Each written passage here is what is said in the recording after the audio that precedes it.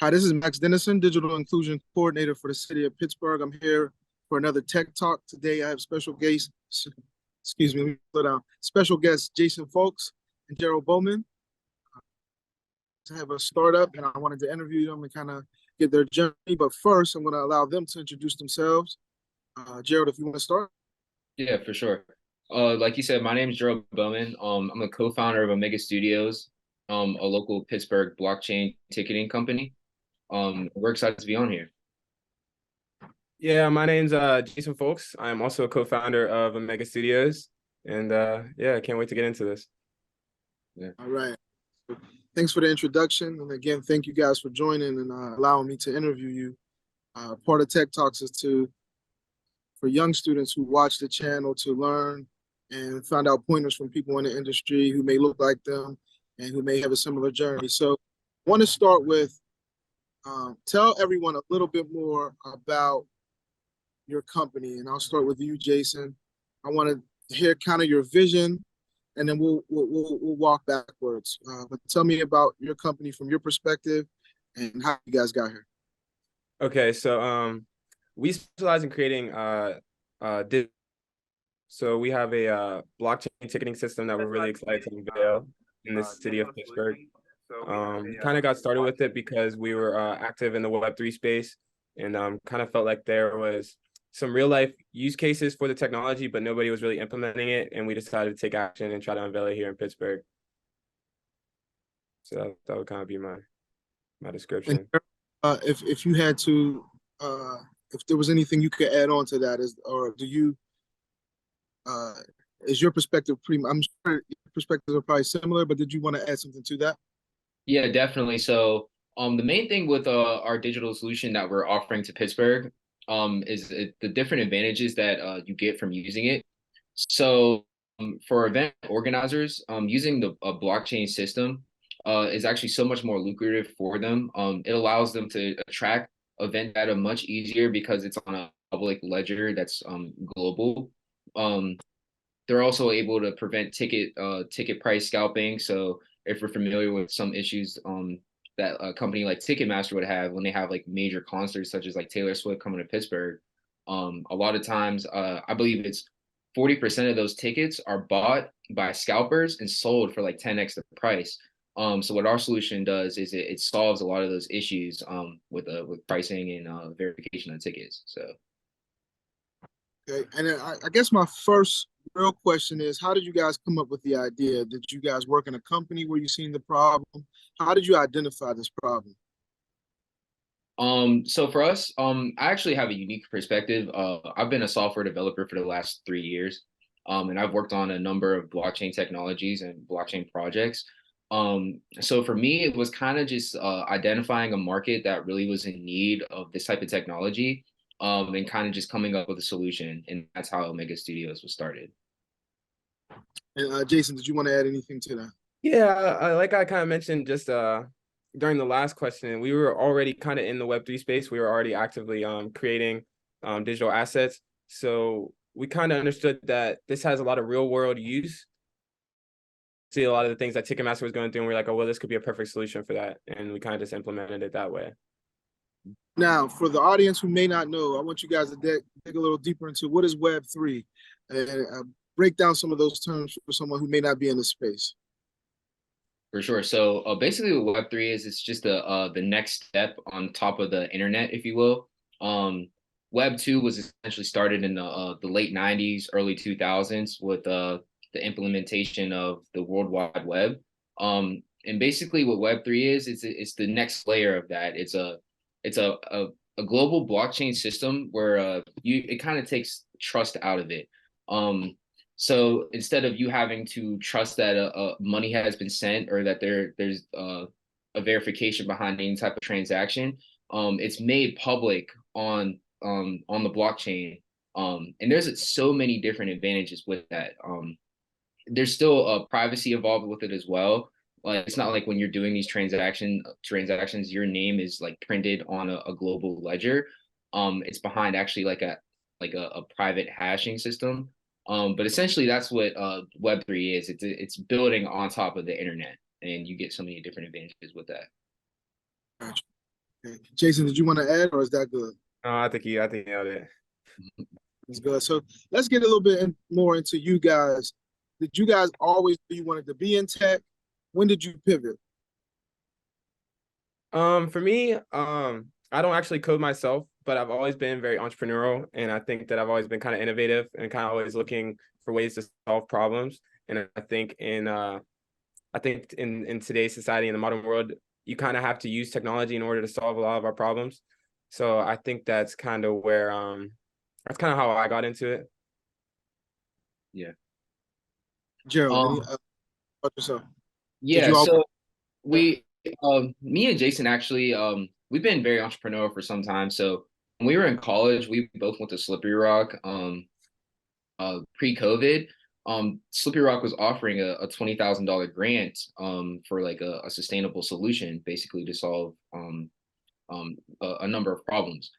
So for us, that's kind of where journey started. We came up with the idea to kind of introduce Slippery Rock to a circular economy where essentially they'll be able to, the students in the university would be able to profit from plastic waste. Instead of putting plastic waste into the environment, they're able to recycle this plastic and use it for green oils or just reusable plastics in general. And that's really where our journey started. And I noticed when we were starting that our web presence was going to be the most important part of it. Like our digital footprint. So at that moment, it kind of clicked in my head, like, oh, okay, this is kind of one of the most important aspects in really any business. So that's kind of how I fell in love with programming to start, because I knew basically it was a necessity to solve a problem. So that's kind of how it started. Okay. So let's back up a little bit, and we kind of know where you guys ended. Let's start at the beginning. Briefly, where'd you guys grow up, and were there any early influences that you guys can remember that kind of pointed you towards tech, or is there anything that you can kind of remember where you're like, it didn't make sense then, but maybe it makes sense now, as far as a conversation a teacher or a counselor or something had with you? Yeah, you can go ahead, Jason. I'm gonna have to think on that one for a second. Yeah,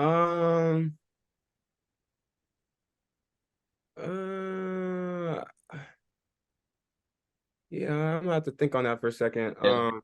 I can start. So for me, we both grew up in Washington, PA, so like just south of Pittsburgh. So we've always been real close to the city.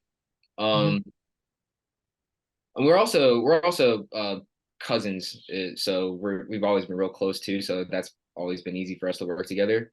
Um, but influences that really drove me into technology, I would say for me personally, probably my uncle. My uncle was a major in mathematics, so he's always just been real adamant on me like increasing my knowledge and always being an avid learner. So when I think I was about 12, he got me like this huge textbook on like space science. And from there, kind of just like sparked my interest in the science field in general. So growing up, going through high school, into college, it kind of was just natural for me to progress towards like a computer science degree. And this is kind of the end result of that, really. Is definitely, I would say my uncle was a big influence on me. Jason, I'm gonna spin back. Okay. If you don't I have would anything, I probably just have to think like my mom. She was a physical therapist assistant. So I was kind of always like into like the medical side of things, just science. I always liked science. I was always really good at like chemistry and in high school and biology in class. And I guess that kind of just transcended once I kind of got into college and started looking at like more tech stuff and solution-based things. So I guess that would be my answer to that. that works. That works. That works. And I kind of know your guys' story a little bit more than the audience. Jason, you went on a major in finance, correct? And Gerald, yours was computer science, and I think that's a good mix because it's like you can take care of the business and the computer side of it. If you were to talk to high school students, knowing where you're at now, right, and you could play the game all over again, what courses would you encourage them to take, or what do you think, either a class you took, or you think man, I wish I would have taken that class back in high school or in college. That would have really made your skill set stronger and been helpful right now? Yes. Good. So classes, I would say, just take as many science classes as you can, honestly, because like a lot of our real world solutions that society usually needs are created from some type of science. And in our terms, we're talking about technology specifically. I mean, I think AI, blockchain, all these different technologies are on pace to really change the world, and there's so much value to be added, like so many solutions to come up with. So that's what I would say. I wish I would have taken more science classes when I was in high school because it would have prepared me more for some of the things that we're doing now, you know? So that's what I would say. Gerald, Steve, I'm gonna go ahead. give you a little bit of pushback. You got 2 electives. You're a high school student.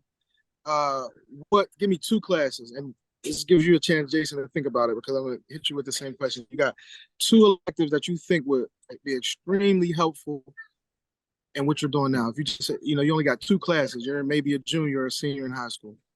Okay, so number one, I would say any class that has to do with computer programming. So if you can just introduce yourself to some aspect of some coding language and just kind of the grasp or understanding of what's going on behind the screen, I think that would be really beneficial for any student moving forward because technology is in almost any industry that you can think of. Second, I would say, which is might be a little biased, but I would say maybe take like a space class too, or like a space science class, because there's a lot you can learn from that, and you can kind of see how like a lot of our technological innovations that have really benefited society have come from things we've had to do to get into space or to be able to survive in space. There's so many things that we've learned from space science that we can apply here on Earth. So those are the 2 things I would say.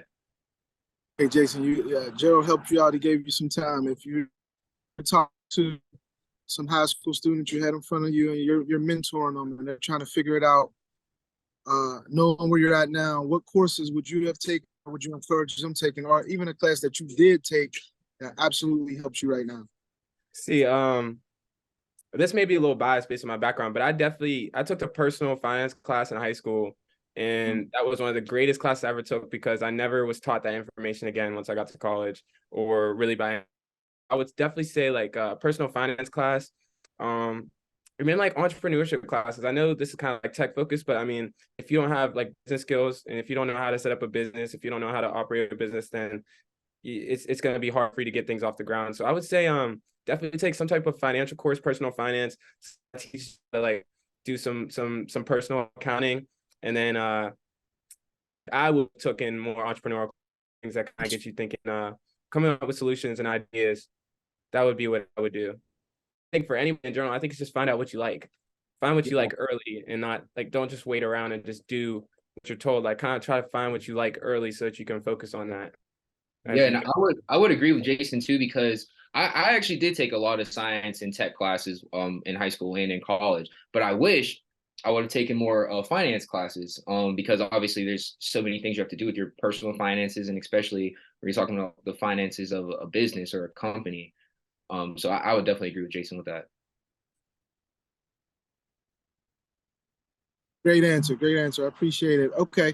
So kids are taking, tell us a little bit, why did you guys choose Slippery Rock? What was that experience like? And tell us about your majors.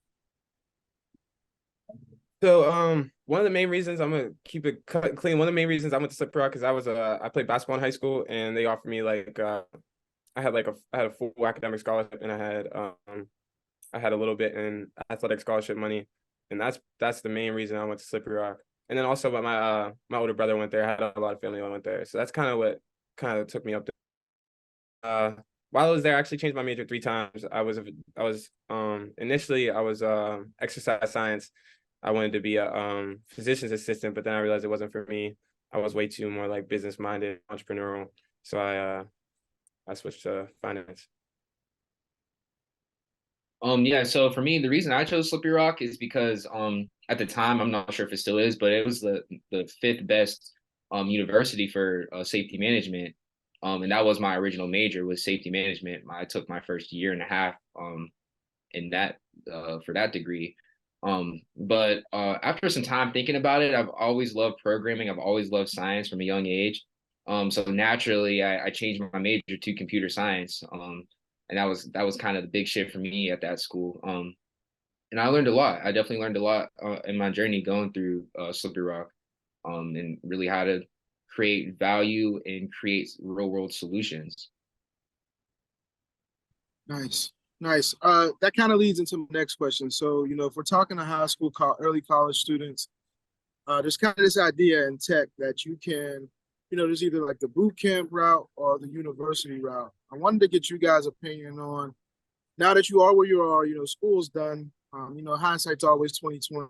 Are you a fan of the university route or the boot camp route? And what I say is, my personal opinion is, if you can get a scholarship, definitely go to university route. I kind of compare it to music, whether you're independent or you work for a label, in the sense that you're going to get a lot more structure in the university, and it's going to help you with the small tweaks, but you absolutely save a lot more money if you could get into a boot camp and learn the skill set. So just, you guys are young, kind of fresh out.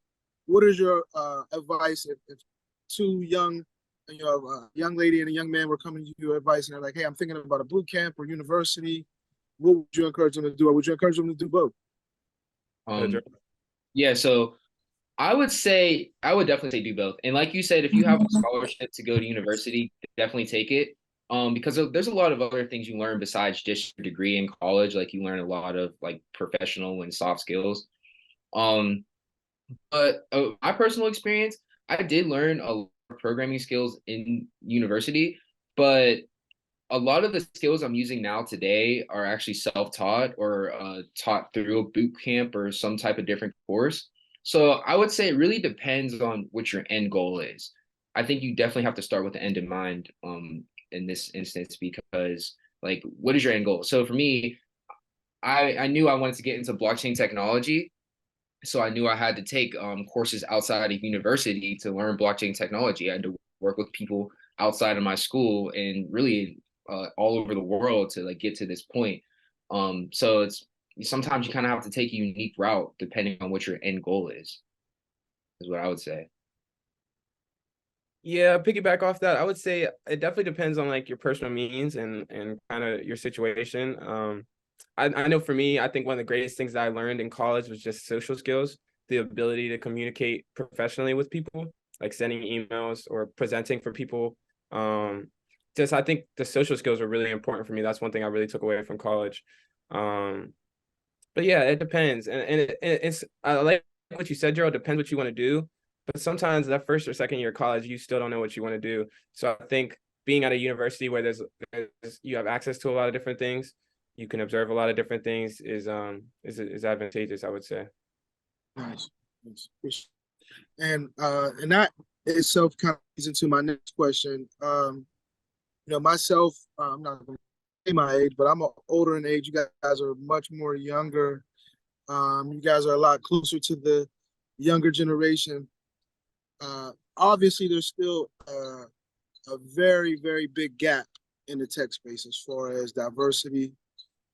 We've had conversations about this.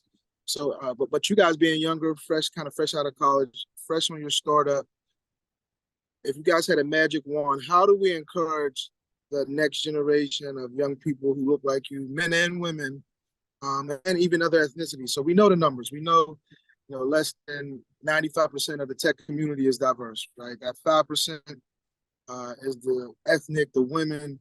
How do we change that in you guys' eyes? If you guys, let's fast forward 10 years, you guys have $1 billion company and you want to create diversity. How do we get young people interested in your eyes? And how do we raise the numbers so that we have thousands of programmers and thousands of startups? Yeah, so honestly, what I would say is I think you have to incentivize them. And I think you have to really like show people that there's value in learning these skills and that you can really take it somewhere and do something. And also, I think initiatives like yours, Max, like with beta builders, that's one thing we actually didn't really have access to growing up. So something like beta builders, where we're able to go and take private classes and learn programming skills. I think different institutions like that are just really advantageous, especially for the Black community. And yeah, like I said, definitely like incentivizing them. Like another organization, the Citizen Science Lab, it offers like these teenagers like cash value for learning or taking these courses and different things like that. Because like Jason said, like when you're young, you really don't know what you want to do. But I'm sure you'll do it if you'll get some cash out of it. So that's kind of what I would say. Yeah, I think one of these things, seeing is believing. Like for us in our community, what do we all what's the number one things we look up to? The athletes, the artists, you know what I mean, the entertainers. It's just what we see. The people that look like us, this is the things they do. So I think it's important for people like me, Gerald, and you, Max, to kind of like show that you can find success other ways, and that I think that's something that's really important. Seeing is believing. And then just like organizations like Beta Builders, just kind of getting it in front of people, having easy access to these things. I would say something like that, but mostly what Gerald said. Yeah, I would actually add to that too. Like he said, everyone, like a lot of people in our community look up to artists and athletes. Yeah, I mean, because seeing is believing. They're showing the proof. You look up to some of these rappers, they're like showing you money in their face, whether it's fake or real, whatever. But the other half of that, like say you start a tech company, like you said, now you have $1 billion valuation worth $1 billion. That's kind of just what we need to keep integrating into our community, that there's other routes, just the traditional ones that we just see on social media. Absolutely. And it's just we could talk for hours about that, because so the first thing we do, whether we're doing Rec2Tech or we're doing Beta Builders, is first day I have the kids, all of them, no matter the ethnicity, is like Google who Robert Frederick Smith is, because the average kid can tell you who LeBron James is, and he's a billionaire in his own right. But the idea that we're going to be 6'9", 225 and be able to jump out the gym is so much less attainable than the route where Robert Frederick Smith, he gets his bachelor's degree in, I think, chemical engineering, goes to get his master's degree in business, works on Wall Street, takes his contacts, and then creates $1 billion company. That's more doable than everything that LeBron James is doing in the NBA. And but the popularity or the notoriety, I would say, of LeBron James is, I know kids who can really run off all of his stats from his first 20th season. Whereas, the last time I watched the speech with Robert Frederick Smith, he's like, yeah, I just made $3.2 billion off of my last merger and acquisition. So, yeah. We really want to make it more. I always say we want to normalize it the same way we normalize the Steelers or the NBA Finals or anything like that. But I'm always interested in the perspective again, because as you get older, you kind of get stuck in your way. So it's good to talk to younger people like yourselves who have young energy. You're around younger people. But no. So thank you for that perspective. Where do I want to go here? I guess. Tell us the biggest obstacle that you guys were up against, if you've had any, and how did you guys overcome it? So a lot of kids, specific, I want to give some details to that.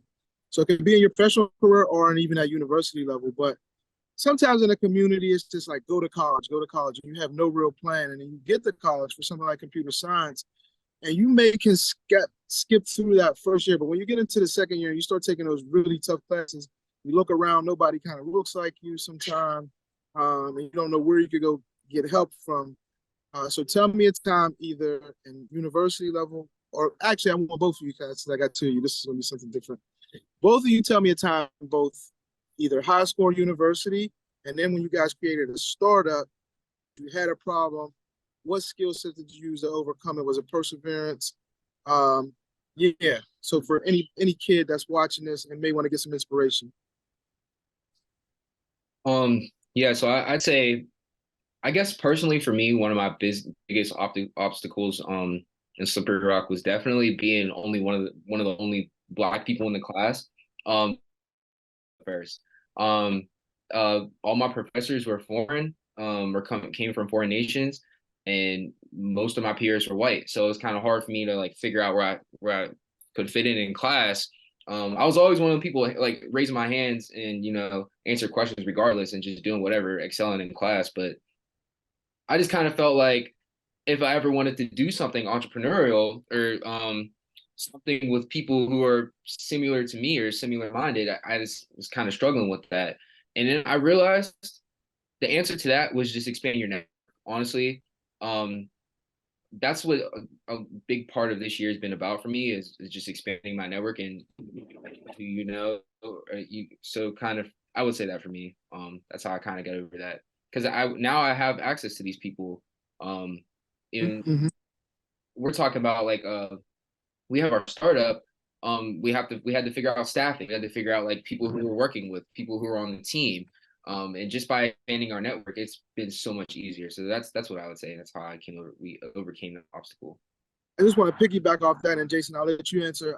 Yeah, same. So when I went to school, uh, I was one of those people who the classroom looked different, and my way of kind of overcoming it was if this person is the same type of person I am, in the sense that they want to be successful, and this wouldn't be an issue. But that can be, when you're used to a certain demographic in your class, that can be very overwhelming sometimes. You don't know who you feel like you can ask a question to. So I guess I would say to the students, if you're watching this, expanding your network, I would take from what Gerald just said, and then not being afraid. I always say you really get to the base of it, we have more similarities than differences, right? Like most people watch sports, most people like music, and trying to bond on those similarities versus looking at what makes us different. Jason, how about you? Give me an Okay. example of an obstacle. How did you overcome it? And yeah, It doesn't matter what grade, high school, college now. so Gerald kind of went right over the high school and the startup problem. He went straight to the college Okay. problem. But So I'm gonna come back to Gerald. I want a startup problem. I want one of both. all right. So I'll do all three. So in high school, I think my biggest problem was I always liked to read. I always liked to read. I remember when I was in school, I was getting made fun of for reading. I would get made fun of for kind of just like, I don't know, like learning. I used to like that a lot. I used to like to learn. Um, so I think in high school I got over that just by kind of just changing who I'm around and the things we talk about. I was hanging out with Gerald. Even in high school, we were talking about how can we do big things? Like how can we do that next thing? How can we do this? How can we do that? Just constantly picking each other's brain and kind of separating ourselves from everybody else. It also helped me with basketball. So anybody else who's an athlete, just focus on what you're good at. So, but then once I got to college, it was kind of similar.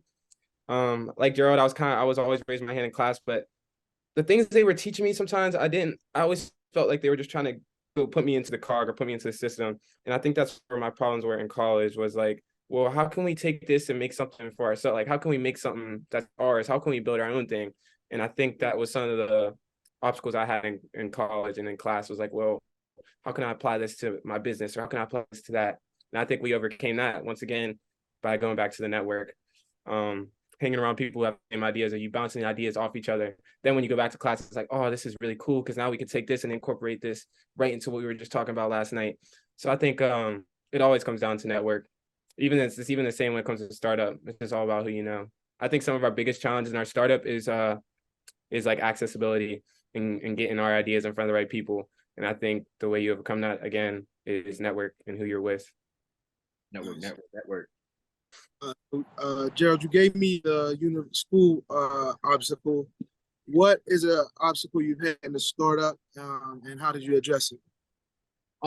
So I think our biggest issues at the beginning maybe was from a technology standpoint, making sure we had like the right softwares, and smart contracts in order. So, what I did was I just really mastered blockchain programming. And I did that through repetition and like just really dedicated study, which I know is really not easy for everyone. I'm not saying it was easy for me either, honestly, but that's kind of how we overcame that. I think I released probably I don't know 10 to 15 blockchain projects in a matter of like 3 to 4 months. So that's kind of how I got over that obstacle, how we got over that obstacle really, because it was a team effort throughout the whole process. So. Nice, nice. And Jason, I'm gonna go back to something that you kind of brought up in your last answer. Was it an issue that you were reading because you were an athlete? So was Yeah. was it because you know, I mean, we're just being honest and it's the conversation. Sometimes it's corny to be the intelligent one. It's corny to be the person reading. Sometimes in our community, even though it shouldn't be, and it's really a ridiculous idea. But you know, we come from the environment. We know what's happening. Was it because you were an athlete and it was like, hey, you can't be an athlete scholar, or was it just your network, the people around you, and Yeah. people are athletes and they're feeling like that. They're feeling like maybe I need to dumb myself down because I don't want people to know that I read all these books. How would you encourage an athlete to kind of get over that? I think you're right. First off, I think you're right. I think it was a mixture of both. I think it was my network and then also just like teammates. I think it's just like athlete culture is to be tough and to be brute, and sometimes being intelligent isn't always highlighted. But I think the most, as an athlete, it's important. You want to be intelligent. Think about football. Who's the most intelligent person on the team? The quarterback. You don't think the quarterback has to read plays. You don't think the quarterback has to be constantly expanding his knowledge. Who's the most important player on the basketball court? The point guard.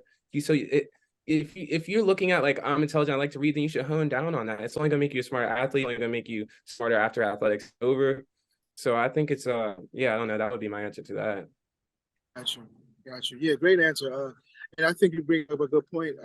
Like you said, the athlete. I don't think we talk enough about the outside influences that are not like necessarily somebody that doesn't want to be successful, but they could just be bad influences in a sense. Because you know, you go through high school and college, your network or your friend network, I think, is even more important than your parents sometimes, because you're with your friends. They're like, "Oh, put that book down, man. You don't need to read that." That can be an issue. So I'm glad you want to address that. So as we get closer to the end of the interview, I want to kind of dive into the startup culture. If people who are entrepreneurship minded, what are some skill sets you think are great to be an entrepreneur or a tech startup specifically? So if you guys could not clone yourselves, but let's say you got to build a beer in essence, and you're going to create this build a beer to create a good startup. Persistence. I'm looking for specific skill sets that you think are important to be successful in this space, and either one can start. You got it. Yeah, so I would say important things, definitely perseverance. The startup route is not easy. It's not a walk in the park. So you definitely have to have perseverance. Things are not always going to go right. You have to be prepared for that. I struggle with that. So for one of our blockchain projects we released in March, we had a $2 million pre-sale. It was ridiculous. And everything was going perfectly. Our marketing was amazing. And I, as the tech lead, messed up line of code. So our whole project crashed. And that was really hard for me to handle mentally, get through. I mean, I was struggling for like those 2-3 weeks. It was bad. But I just had to keep telling myself, like, you're gonna get through this. Things are gonna get better and you're gonna improve and you're going to achieve your goals. So I think just perseverance is just one of the biggest parts. Okay, so perseverance is one. Do you have any others before I go to Jason? Yeah, another one is, I would say, you have to be savvy. You have to be I guess, cunning, if you will. Like, a lot of our success is based off how well we are able to put together strategies to achieve our goals. And I think that's a really important part of being in a startup. You have to be good at strategizing. That's what I would say.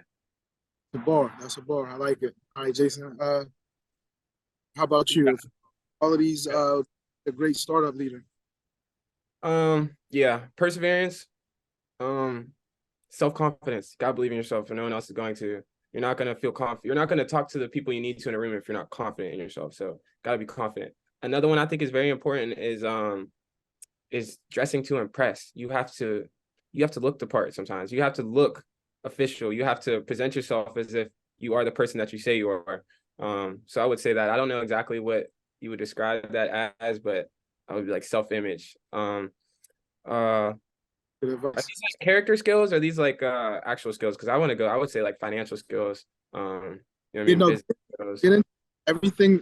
This is your Build-A-Bear, and Yeah.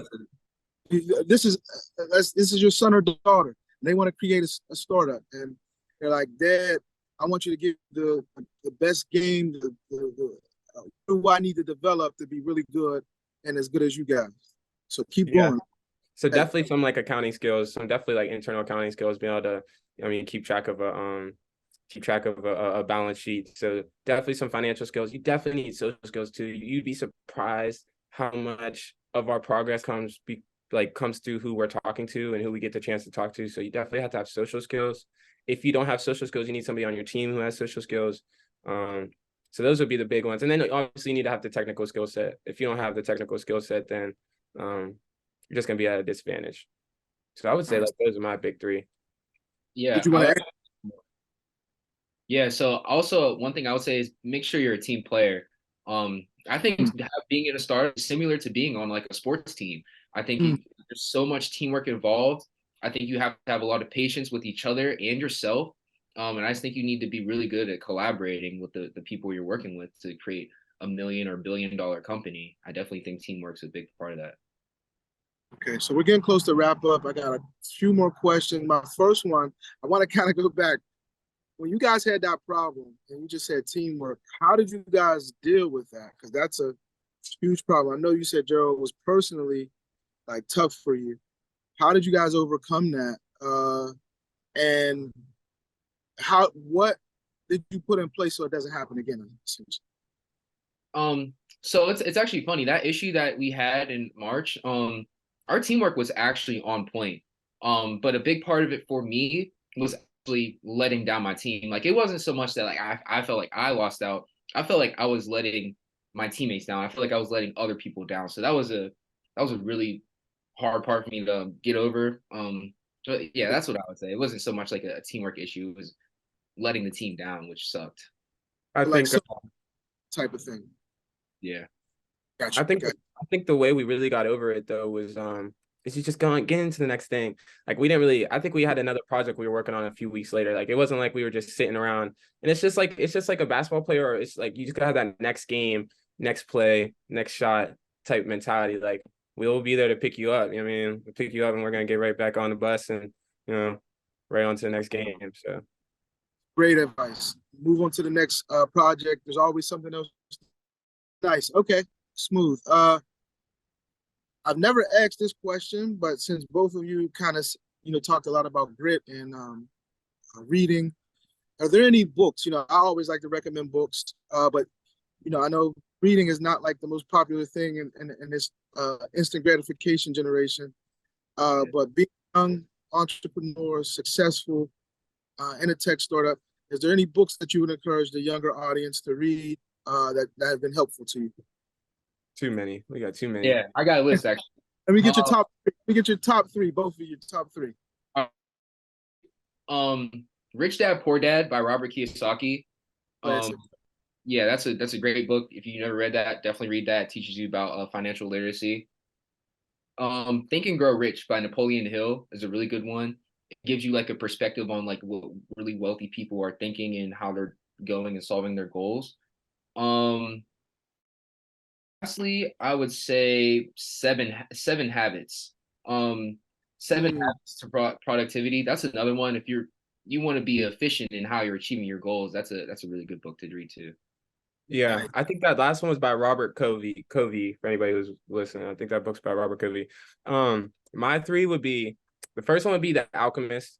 It's like personal development, just kind of understanding who you are in the world. It's really important. It's like kind of I would say more spiritual, a little bit more faithful, kind of just like for people who this is always my first book I recommend to someone who's not like an avid reader because it's easy to read and it's like I don't know, it's like very imaginative.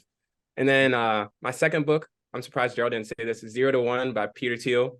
It kind of just teaches you how to create businesses, avoiding competition, not just building something like somebody else has done, but creating your own thing. That was a book we read very early in our entrepreneurial career, and it kind of set us up. So I would say Alchemist, 0 to 1 by Peter Thiel. And then let me think. See if I got one more in here. Man, I probably have to pull out my phone. I like 48 Laws of Power by Robert Greene. I mean, that's kind of Fire. A broad one, but yeah, that's a good one. Crazy. It's nice. All of those are great. The interesting thing, I've read every one of those books. Very good picks. 0 to 1 is definitely, I think, if you're going to do a startup. Peter Thiel, for those who don't know, is a billionaire. He's currently running a company called Palantir. But in the book, he speaks about him and Elon Musk partnered on PayPal. And he stresses in the book over and over and over again, working together over collaboration over competition, because I think there was a point where if they would have competed, one of the companies wouldn't have survived. But they partnered and both companies ended up making money and were successful. So definitely check those books out. And if you guys have any more, I'm going to start putting them in the links with the interview. One more question, and I'm going to ask you guys to tell me if a kid wants to reach out, has any more questions, or just wants to follow your path, or join your company. How can they get in contact with you? My last question, have you guys on your journey had a mentor or somebody who you regularly speak to who's helped you? If so, what was the importance of them? And do you guys have mentors? Yeah, definitely. Max, you're one of our biggest mentors. So I think mentors are so important. We were not like super fortunate to have like mentors like in our families and our immediate circles.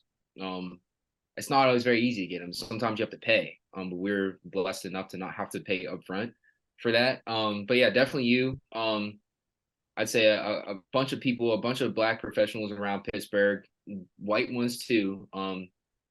We actually just brought a CFO into our company, 70-year-old white dude. He's been more than beneficial and helpful in our journey.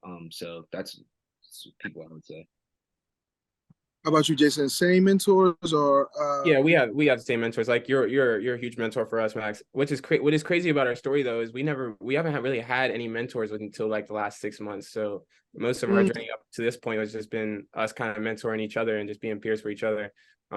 That's why it's crazy. I think we've experienced so much progress because we found mentors and yeah, I would just pretty much agree with you. Critical. Got you, man. Thank you, guys. It's been a pleasure. I don't even really look at it as mentoring. I just kind of see the success that you guys are going to have. And, when you're at those different stages, like you said, up until 6 months, a lot of times in our community, there's not somebody you can ask questions. So you're bouncing it off your friend. That's why your network, your partnership is important, because sometimes it's just you two. You don't have anybody you can ask questions to. And there's at different parts of all businesses, whether it was beta builders, there's going to be problems, and you wish you could have somebody you could pick up on. So for me personally, even with TechTalks, I just want to give out as much content and information to anybody who may be curious or may have a question, and they don't have a cybersecurity person at their home. They don't have a AWS cloud computer in their network,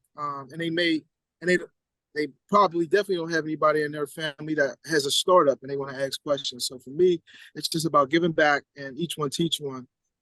If anybody's interested in reaching out, there's young brothers and sisters, people who come to our recreation center and they're like, hey, I like those guys.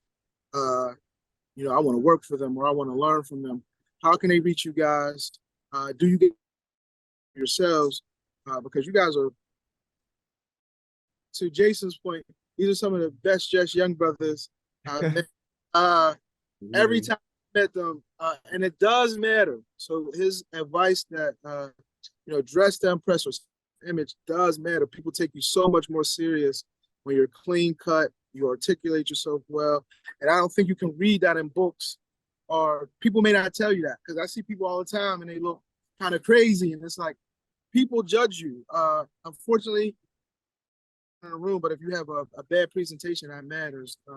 But these young brothers are definitely some of the best dressed young brothers I've seen. They always clean, always well articulating themselves. But how do they reach you before we get out of here? Oh yeah, so you can reach me on LinkedIn. It's just Gerald Bowman. It's just my name. You can also reach out to me on Instagram. It's _ Gerald Bowman. So those are the two best ways to get in contact with me. Yeah, you could reach out to me, LinkedIn, Jason Fowlkes. You could reach out to me on Instagram. It's Jace, JEICE.io. And then you could also contact us through our website, omegastudios.io. And we're also on LinkedIn at Omega Studios. And is it too early for you guys to mentor? I mean, I think it's never too early because there's somebody, 10 years younger, you're 15 or 16, I want to be the next you. Do you guys do any mentorship? And if not, that's okay. But do you also do any internships? Can somebody come, hang out with you guys in the summer and help build your company? I don't know myself. That's why I'm asking. Yeah, for sure. I mean, we don't do that because we're definitely still learners ourselves. But for sure, if you reached out to us and asked us for advice or you wanted to sit down, then we'd be more than willing, for sure.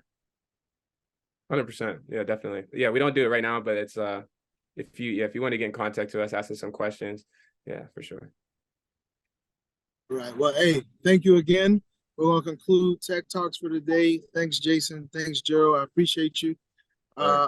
Thing I ask is what I always ask of you, Anthony, anybody else I interview. Once your company's $1 billion, hire me, bring me on the team. Let me get a job in there somewhere. Let me just, I'll hold up the sign, whatever is necessary. But no, thanks again, man. I'm super proud of what you guys have accomplished. I'm glad you jumped on a call. Somebody somewhere will be able to get something from this interview and this content, and hopefully it'll help them in their journey and make their journey that much more easier. That's it, man. I appreciate you guys. You guys could just hold on for a second. Thanks for coming out. This is going to conclude Tech Talks.